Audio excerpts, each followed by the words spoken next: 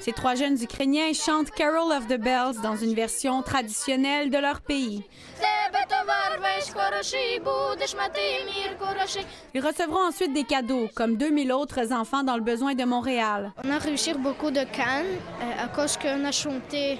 J'ai choisi ça pour écouter de musique. C'est quoi le cadeau que tu as eu aujourd'hui? Des Hot Et est-ce que c'est ça que tu voulais avoir? Oui. C'est très amusant.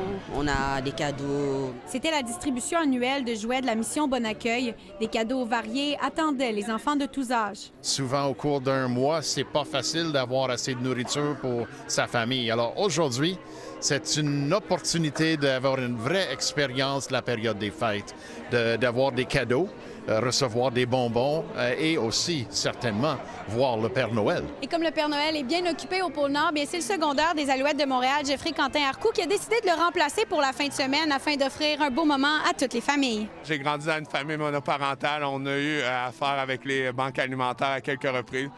Donc, de pouvoir spreader la magie de Noël, donner des sourires aux enfants, je pense que ça veut dire beaucoup pour moi. D'autres joueurs des Alouettes de Montréal étaient présents pour faire la distribution des cadeaux. Je sais que c'est important pour des gars comme nous d'être ici, de supporter les enfants, supporter les familles. Pour donner un sens de communauté dans le temps de Noël. D'année en année, toujours plus de familles montréalaises dépendent des services de l'organisme. La demande cette année, c'est une hausse de 15 %. On est face à une réalité économique qui est un peu préoccupante. C'est une aide assez importante depuis notre arrivée ici au Québec. C'est très bien, surtout pour les enfants.